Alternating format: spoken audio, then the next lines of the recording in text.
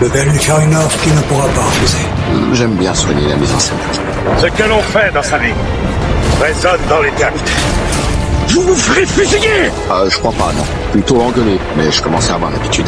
N'oublie pas, je ne t'offre que la vérité, rien de plus. Qu'est-ce qu'il y a de pire pour nous? Vivre en monstre? Ou mourir en homme de bien? Bonjour, chers auditeurs et auditrices. Ici votre illustre inconnu pour un nouveau podcast. Aujourd'hui, deuxième vidéo sur la thématique des 3 films que j'ai envie de vous conseiller. 3 films, comme d'habitude, 3 films de guerre cette fois-ci. Encore une fois, on parlera pas des films de guerre les plus connus, ça n'a aucun intérêt. Hormis un qui sera un peu plus connu de cette liste. Mais encore une fois, on est là pour parler de films moins connus ou que vous connaissez pas forcément. Plus contemporains aussi, on va dire ça comme ça. Encore une fois, les 3 films sont tous les 3 de différentes nationalités, hein, et qui vont parler en fait de 3 guerres. On va dire que 2 se passent à la même période. Et un autre film a décidé de choisir une période plus particulière mais très intéressante. On va dire ça comme ça. Encore une fois, des films assez modernes, pas trop longs non plus dans le temps, c'est ça qui est intéressant. Dont un, on se demande véritablement si c'est pas plus un film historique qu'un film de guerre. Je vous ai un peu menti sur ce côté-là, mais je voulais pas non plus faire le pur film de guerre avec des flingues, des explosions, etc. Enfin, pas la vraie guerre en tant que telle. Aussi parler de films qui se passent en temps de guerre, mais qui ont plus un côté historique. C'est ça qui est intéressant. Donc c'est parti pour 3 films de guerre contemporains que je vous conseille et qui sont à voir absolument.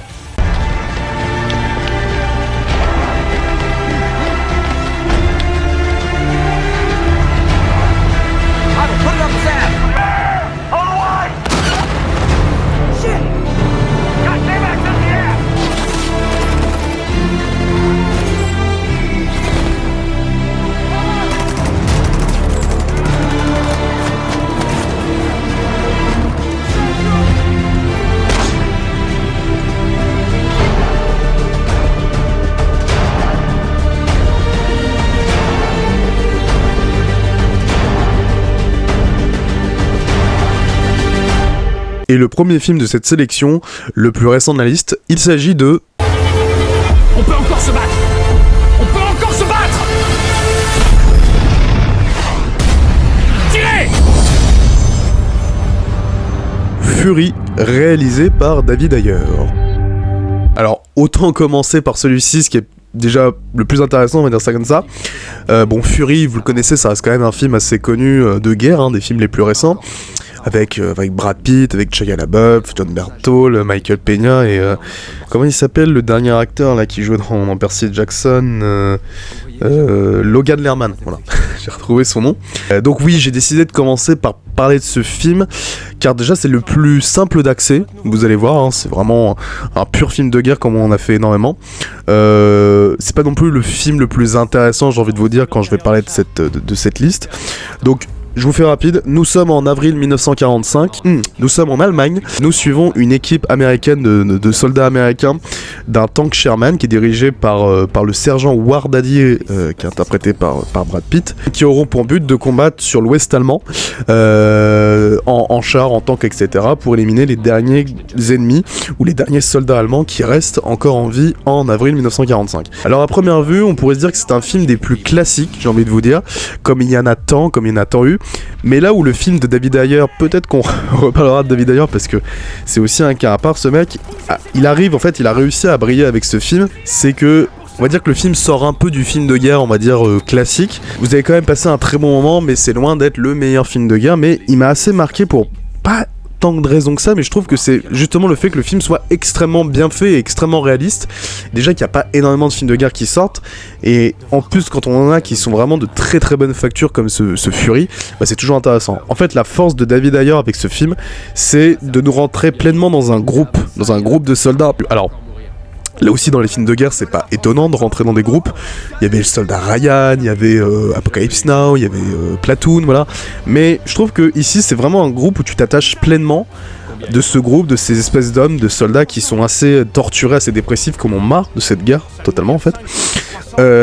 Mais là où je trouve que c'est assez intéressant, c'est qu'on est beaucoup plus attaché à ces personnages parce que ils sont aussi dans un groupe réduit de 5 individus, hein. Et aussi l'intérêt du film, c'est de se mettre du point de vue du bleu. bleu de l'équipe, de l'espèce de nouvelle recrue qui vient d'arriver, du jeune bleu qui est incarné par justement Logan Lerman, qui est un peu vu comme l'acteur principal dans un certain sens, même si c'est bon Brad Pitt qui est un peu la vedette et les autres acteurs, mais voilà, qui va s'ajouter à cette espèce de bande de joyeux lurons qui sont tous à peu près complètement dépassés et dépressifs, complètement dépassés par cette guerre. Oui, l'idée d'avoir un groupe restreint est vraiment intéressant pour l'attachement et le développement de certains personnages, parce que chacun est assez bien campé, je vous l'avoue. On est sur une véritable équipe avec un leader en tête qui est ce personnage joué par Brad Pitt qui le campe absolument super bien. Il est ultra charismatique, il fonctionne extrêmement bien, ultra badass, enfin vraiment j'ai absolument rien à dire, c'est le véritable leader, et Brad Pitt s'en sort extrêmement bien. Il joue en fait ce rôle de grand frère, parce que oui, il s'appelle War Daddy, parce qu'il pourrait être vu comme une espèce de patriarche de cette espèce de famille. C'est ça qui est intéressant, c'est que Ayer va vraiment imposer cette idée de camaraderie, mais aussi d'esprit de famille, mais pas véritablement de frère d'armes. On pourrait plus dire d'esprit de famille, de camaraderie, mais voilà, il y a un mélange de trucs de ces deux thèmes. Et au-delà, oui, de l'interprétation de Brad Pitt, les autres sont vraiment pas en reste. Je repense bien évidemment, on a le soldat ultra dépassé, ultra torturé, qui en a marre de cette guerre, qui est interprété par Shia LaBeouf. On a le soldat un peu de la foi, c'est-à-dire ultra religieux, qui croit en le monde de la guerre pour se racheter par la foi, en fait, c'est assez intéressant, qui croit totalement en Dieu, c'est le personnage de Michael Peña. On a l'espèce de grosse brute, là, un peu chieur, qui cache un peu son côté sombre pour une vision plus exubérante et grossière, qui est interprétée par John Bernthal. Et donc, en fait, chacun va vraiment être bien campé à sa façon, et ils vont chacun apporter une sorte de personnalité à ce groupe vraiment attachant. Et au-delà d'être un film qui aborde tous les termes un peu importants du film de guerre classique, hein, on a les combats réalistes, ça va parler de la violence, on a l'esprit de camaraderie, les frères d'armes. C'est aussi la réalisation de David Ayer qui fait beaucoup au film, parce qu'en fait elle est à la fois réaliste par la lumière qu'il va mettre, les décors qui vont renforcer en fait ce sentiment extrêmement réalisme de tension, on va dire ça comme ça, mais aussi le fait que Ayer utilise des plans serrés du tank, parce qu'en fait ce qui est intéressant c'est que le tank devient presque une sorte de personnage à part entière, hein. On passe la plupart du film, on passe la plupart des 2h15 de film dans ce tank. Et c'est pour ça que le film s'appelle aussi comme ça, hein, le tank s'appelle le tank Fury, et en fait il va utiliser beaucoup de ralentis et beaucoup d'angles assez immersifs qui vraiment va te mettre au cœur de l'action à travers ce tank. Les scènes de combat sont vraiment toutes excellentes, elles sont assez chaotiques, elles sont extrêmement bien lisibles, donc ça donne aussi un assez beau réalisme dans l'ensemble, donc là il y a absolument rien à dire. Je trouve que le film va se distinguer sur d'autres films de guerre qu'on a pu voir par la narration plus viscérale et dynamique qui est vraiment intéressant. Le film il se limite pas qu'à des combats, je dirais même qu'il n'y a pas tant de combats dans le film, il y a des combats au début et aussi des gros combats de tank à la fin, et il y a aussi un climax, je dévoilerai rien, mais le climax est franchement très cool, mais il va aussi poser énormément de questions morales, là aussi on s'étonne pas, ça va être de comment traiter un jeune soldat inexpérimenté, comment on va survivre en restant humain, en gardant des prisonniers allemands, etc. Je vous le dis, c'est vrai que c'est pas d'une grande originalité, mais je trouve que le film le fait extrêmement bien, sans tomber dans quelque chose de cliché ou de classique. C'est ça en fait, c'est-à-dire que beaucoup de films de guerre, même encore récents, peuvent tomber dans quelque chose de vu et du revu, et étonnamment Fury, même s'il peut tomber dans ce genre-là, même s'il le tombe totalement, parce que pour ceux qui ont vu énormément de films de guerre, vous allez vous dire, c'est un film de guerre quelconque, mais je trouve qu'il le fait d'une autre manière, de manière plus différente, de manière peut-être plus chaotique, on va dire ça comme ça, de plus brutal. En fait ça fonctionne, même si on a peut-être déjà vu ce genre de film 1000 fois, je trouve que le film fonctionne très bien, et bien évidemment le mettre d'un point de vue d'équipe à travers ce tank rajoute une sorte de différence et une sorte d'avantage sur d'autres films de guerre.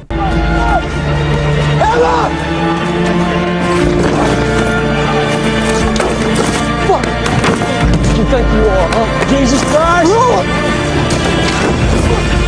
Don't raise her up, Norman! Your ass better not fucking die! What is wrong with you? Huh? What the fuck is wrong? Are you gonna get mad? Do you anything? Get it! Good ass! Come on! Come on! Get it! Fuck it! It's Cold War! You feel it?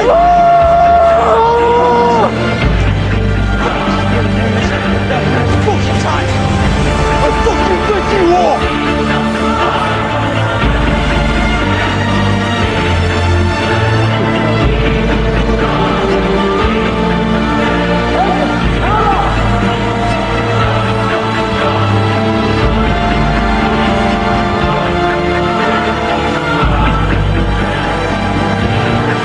Donc pour finir, même si Fury, comme je l'ai dit, n'est pas un film révolutionnaire dans le genre, il possède quelque chose de profondément humain et puissant. Il donne envie de suivre cette espèce de troupe de soldats torturés qui sont usés, mais ils vont être tout le temps unis par quelque chose de plus fort que la peur ou la fatigue. Au final, Fury, ça s'impose comme encore une fois un très bon film de guerre récent. Il est brutal, il est immersif, il est extrêmement bien maîtrisé et ça mérite largement d'être vu pour ce qu'il a à transmettre ou pour ce qu'il montre.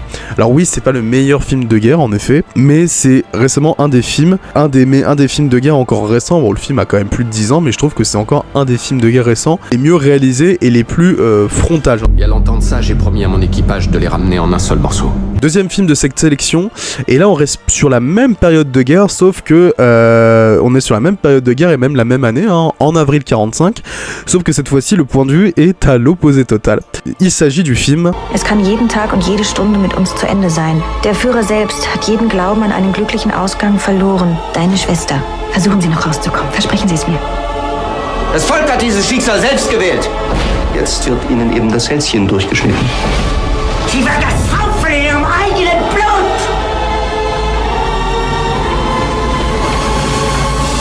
La Chute, réalisé par Oliver Hirschbiegel. Morgen schon werden mich Millionen verfluchen. Aber das Schicksal wollte es nicht anders. Alors sûrement le film le plus intéressant de cette liste. Alors là non plus, le film n'est pas non plus un pur film inconnu, je pense que vous le connaissez à peu près. Même ceux qui n'ont pas vu, il y a une scène que vous connaissez sûrement qui est issue d'un même YouTube, c'est le fameux pétage de câble d'Adolf Hitler que tout le monde connaît. On reparlera de cette scène, etc. Mais oui, même si vous n'avez pas vu le film, vous avez pu quand même voir des scènes parce que c'est quand même des scènes qui marquent. Tout l'intérêt de ce film, il est possédé par l'intérêt et l'envie aussi du réalisateur de montrer les derniers jours du Führer, d'Adolf Hitler. Nous sommes en avril 1945, nous sommes à Berlin, avec ses proches, avec ses soldats, ses personnalités nazies les plus proches, dans un Berlin sous domination soviétique où il lui reste plus que quelques jours à vivre avant que tout ne soit repris par l'armée rouge. Depuis l'intérieur du comment on pourrait dire ça, du Führer Bunker, je crois qu'on l'appelait comme ça justement dans le film. Donc vous vous doutez bien que c'est quand même un point de vue ultra risqué de raconter les derniers jours de la vie d'Adolf Hitler de son point de vue, de manière assez humaine et assez émouvante, j'ai envie de vous dire, enfin émouvante, même là c'est ultra risqué de le dire comme ça, mais c'est vrai que c'est quand même un point de vue assez humain. Donc oui, le film te met directement au cœur du camp nazi, sans mauvais jeu de mots encore une fois avec les camps, mais voilà, au milieu d'Hitler, de ses généraux, de Eva Braun, de sa femme, etc. Et je pense qu'en toute honnêteté, j'ai vu très peu de films, voire quasiment aucun film sur la Seconde Guerre mondiale qui traitait de ce passage, quoi. C'est impressionnant. Avoir un point de vue aussi fou et aussi singulier, ça demande énormément de prise de décision, de risque, parce que oui, on pourrait se dire c'est extrêmement risqué, mais la plus grande force du film, encore une fois, c'est qu'il est extrêmement nuancé, c'est-à-dire que le film ne cherche pas à excuser quoi que ce soit sur les agissements d'Hitler, etc., absolument pas. Au contraire, je trouve qu'il expose plus leur paranoïa, leur fanatisme aussi, et leur déni total sur la réalité. C'est ça qui est vraiment intéressant, surtout pour Hitler, j'ai envie de vous dire. Mais voilà, le film est d'un réalisme assez maladif, voire même assez gênant à certains moments. C'est vraiment un réalisme cru, c'est bien plus qu'un Fury, etc. Parce que le film a une atmosphère qui veut te rendre assez gêné. En fait, tu veux vraiment être gêné à travers tout ce que tu peux voir. C'est anxiogène aussi parce qu'on passe beaucoup de temps dans le bunker et on sent vraiment des plans resserrés avec toutes ces personnes autour du personnage du Führer. C'est très dérangeant et le spectateur, vraiment, t'es enfermé avec eux. On est pleinement témoin de leur chute morale, psychologique et historique, quoi. D'ailleurs, le film dure quand même 2h36. Bon, c'est pas le film le plus palpitant que vous verrez parce que bon, 2h36. D'ailleurs, je me mens un petit peu, comme je vous ai pu le dire, car c'est faux, c'est pas un film de guerre en tant que tel. C'est un film sur la guerre, mais il n'y a pas de combat, il n'y a pas de bataille. Ou alors, dans un certain sens, on pourrait dire que c'est le combat entre les nazis et l'armée rouge. Mais bon, on est plus sur vraiment une invasion de l'armée rouge sur Berlin. Mais oui, on n'est pas sur le film de guerre, le pur film de guerre par excellence. C'est vraiment un film sur la guerre, mais un film historique qui va parler de la guerre plutôt. J'ai fait un peu de publicité mensongère, mais déjà je voulais vraiment plus me centrer sur des films qui veulent parler de guerre, mais pas des films de guerre, pas des films où il y a des explosions partout, où ça déglingue dans tous les sens. C'était pas véritablement l'intérêt. Et de toute façon, je suis sur ma chaîne, je fais ce que je veux, mais non, voilà, non, blague à part, juste le film est long, oui, mais on s'ennuie véritablement jamais parce que chaque scène en fait du film a un moment clé dans l'histoire avec un grand H, et ça qui est vraiment intéressant, un grand H comme Hitler, voilà, ça c'est juste la vanne que je voulais sortir, mais voilà, on est plus sur un... Je dirais pas que oui, on est plus sur un film scolaire, mais c'est loin d'être aussi le film scolaire chiant, c'est-à-dire qu'on n'est pas du tout sur un prof qui va te parler d'un cours, etc. Ou alors le prof te raconte un super cours parce qu'il te l'explique très très bien. Et justement, le réalisateur Oliver H. Beagle t'apporte cette espèce de sentiment ultra anxiogène, et il le fait parce que le film se déroule en grande partie dans les bunkers sous Berlin, quoi, avec des couloirs assez étroits, des pièces sans lumière, etc.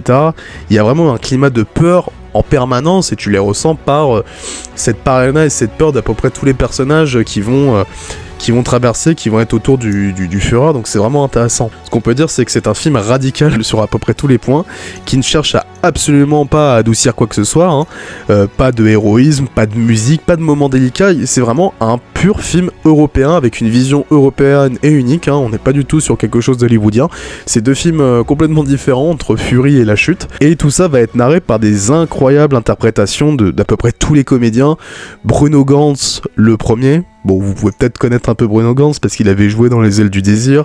Il avait été chez Lars von Trier parce qu'il jouait, je crois, la mort. Je crois que c'est un de ses derniers rôles parce que il nous a quittés il y a quelques années. Il déploie une prestation en tant qu'Adolf Hitler absolument incroyable, quoi, impressionnante. Là aussi, fallait pas tomber dans la caricature, fallait vraiment se mettre dans le rôle. Quand vous voyez la performance qu'il tire, notamment dans cette scène de pétage de câble, je vous la mets comme ça, parce que c'est impressionnant, il est bluffant, quoi. Parce que oui, c'est pas le premier acteur qui a joué Adolf Hitler, on repense au côté très satirique et caricatural qu'avait fait Tarantino, bon, on le voyait quoi, je sais pas moi... 3 minutes à l'écran dans Inglourious Basterds. Bon, là, c'était très humoristique, tu vois. La manière dont Tarantino narrait, enfin, la manière dont Tarantino montrait Hitler, alors là, non, c'est complètement différent, quoi. L'interprétation de Ganz va résumer toute la complexité du personnage de Hitler. La peur, la folie, où il y a des moments où il tape des crises, mais énormes, la rage, la fureur, dans un certain sens, mais aussi la tyrannie. Enfin, voilà. Ça va montrer tout ça, mais ça va aussi montrer la fragilité psychique d'un homme qui a été, qui est complètement dépassé par sa propre idéologie, complètement brisé, et qui ne voit que par le déni. Il n'arrive même pas à voir que la guerre est finie, ou en tout cas qu'ils ont perdu la guerre, et ça c'est vraiment incroyable la manière dont Ganz interprète le personnage.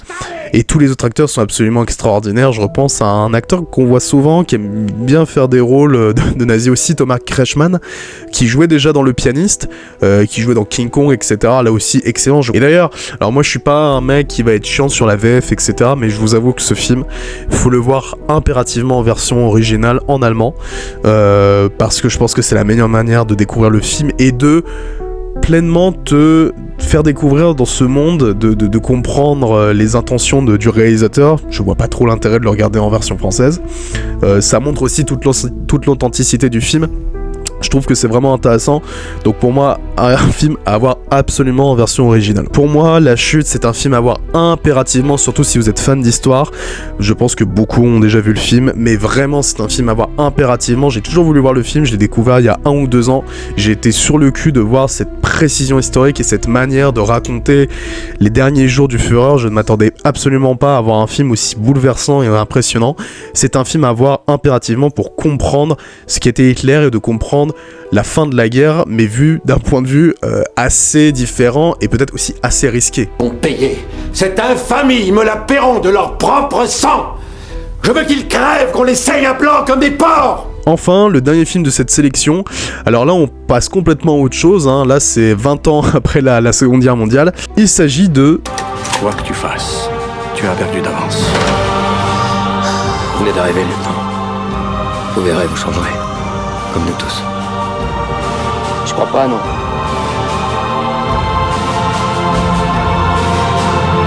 L'ennemi intime, réalisé par Florian Emilio Siri. Alors film de guerre français qui était sorti en 2007 je crois, qui va parler de la guerre d'Algérie. Alors encore une fois c'est quand même un point de vue assez risqué et singulier parce que c'était quand même un sujet qui a été longuement été tabou en France assez longtemps, marqué par voilà la censure, les traumatismes aussi de cette guerre, le non-dit hein. Mais voilà, ce qui est intéressant avec ce film c'est que au-delà de la proposition de vouloir narrer, c'est pas la première fois qu'il y a eu des films sur la guerre d'Algérie hein, mais l'envie d'aborder un conflit extrêmement complexe, parce que même moi je m'y perds, parce que c'est extrêmement compliqué de comprendre cette guerre, ce conflit. Il va te montrer à peu près tout, c'est ça qui est vraiment intéressant. Il va autant critiquer la violence du FLN que les méthodes de l'armée française, la torture, la propagande, les civils qui ont été coincés entre les deux parties, etc.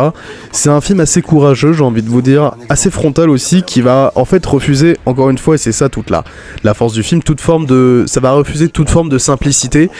Encore une fois, le film a énormément de nuances, c'est pas un gentil, un méchant, ce qui aurait été quand même assez compliqué et assez bordélique, surtout sur un terme comme la guerre d'Algérie. Mais encore une fois, le film veut te le montrer d'une manière globale.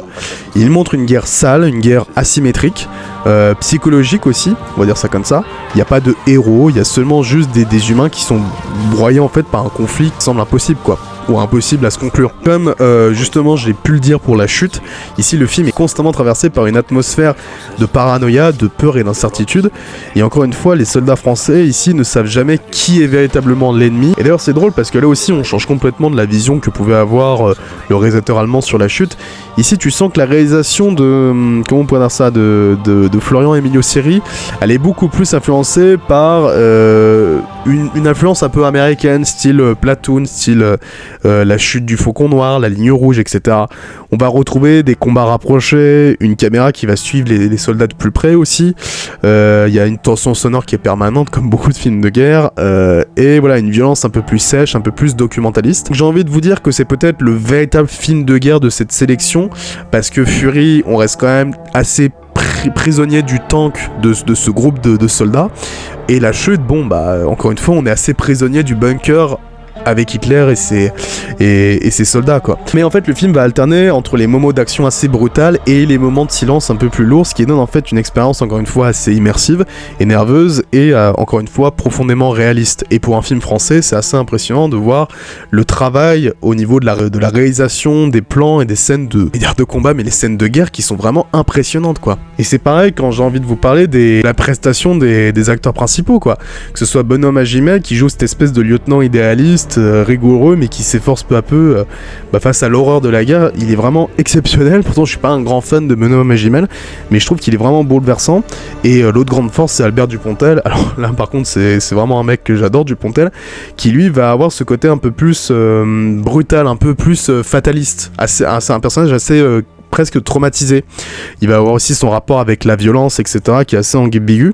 Et en fait, le duo fonctionne extrêmement bien, vraiment très intéressant, parce que t'en as un qui est idéaliste et l'autre qui est beaucoup plus fataliste. Mais encore une fois, leur opposition va symboliser toute la complexité du conflit algérien, et vraiment, les deux acteurs sont vraiment très bons. Et même les autres acteurs aussi, mais c'est vrai que c'est un peu les deux qui reviennent un peu sur les devants de ce film, quoi. Donc j'ai envie de vous dire que ouais, dans le cinéma français, ce film, c'est vraiment une œuvre à part. C'est un film de guerre, déjà qu'il y en a très peu, j'ai envie de vous dire, en France, surtout dans les années 2000. C'est un film de guerre grand format, assez ambitieux, assez intense, sans concession. On sent vraiment aussi un travail de reconstitution, et c'est vraiment un film où tu peux comprendre rapidement aussi toute la complexité que peut avoir ce film, ou en tout cas il essaie pas d'en faire des tonnes et des tonnes. Et encore une fois, il y a une précision historique, il y a la volonté de faire un film nécessaire et important, ce qui est vraiment intéressant. Donc L'Ennemi Intime, c'est un très bon film de guerre français. Peut-être que certains n'étaient pas au courant de l'existence de ce film, je vous l'avoue que vraiment j'étais pas du tout au courant. Vraiment je voulais voir le film juste pour Dupontel, parce que je suis un grand fan d'Albert Dupontel, sur tout ce qu'il a pu faire en tant qu'acteur ou réalisateur-auteur, et c'est juste pour ça que je voulais voir le film. Moi je m'en foutais un petit peu du conflit, etc., j'étais assez jeune, mais voilà, je trouve que le film est excellent. Il prend le parti risqué de nous plonger au cœur de la guerre d'Algérie, dans une ambiance assez anxiogène, assez étouffante, où chacun peut être le dernier vraiment de cette guerre, quoi. L'Ennemi Intime, ça s'impose comme un très bon film de guerre moderne, français en plus, brutal et émotionnel, qui est vraiment indispensable pour comprendre une sombre page de l'histoire de France, on va dire récente de l'histoire de France. Le FLN a peut-être des méthodes dégueulasses, mais les vôtres valent pas mieux, mon capitaine. Donc voilà les 3 propositions de cette vidéo. Je tâcherai de pas faire trop long. Encore une fois, je vais essayer de faire encore plus court que d'habitude. Je ne veux pas du tout faire une vidéo qui dure plus de 30 minutes. J'aimerais vraiment faire les maximum 22-23 minutes. Encore une fois, la diversification, un film américain, un film allemand, un film français. Voilà, 3 nationalités qui représentent énormément la conflit de la Seconde Guerre mondiale, étonnamment. Donc j'ai choisi Fury pour montrer comment en fait David Ayer va tenter de réinventer le concept de camaraderie, l'idée de groupe de soldats torturés dans un film assez classique mais très prenant. Pour La Chute, c'est la proposition ultra singulière du réalisateur de se mettre du point de vue allemand que je trouve vraiment passionnant. Et enfin pour L'ennemi intime, c'est pour parler d'un conflit trop rarement développé dans le cinéma français, la guerre d'Algérie. Encore trop récent ou peut-être trop tabou, et de voir comment en fait le film va le traiter de manière globale. Donc voilà 3 films qui vont montrer en fait les éléments et les engrenages qui vont construire le système, on va dire, de la guerre à travers le point de vue de 3 nationalités différentes. Ce podcast est terminé. Avez-vous vu ces 3 films? Donc voilà, il y en a plein d'autres que je voulais mettre, mais il fallait faire un choix. Comme d'habitude, les petits abonnements pour ceux qui veulent continuer à suivre la chaîne ou qui sont intéressés par la chaîne, l'abonnement YouTube, etc. Et moi je vous dis à très bientôt sur le Ciné Icecast. Au revoir. Au cas où on se reverrait pas d'ici là, je vous souhaite une bonne soirée et une excellente nuit. Ouais.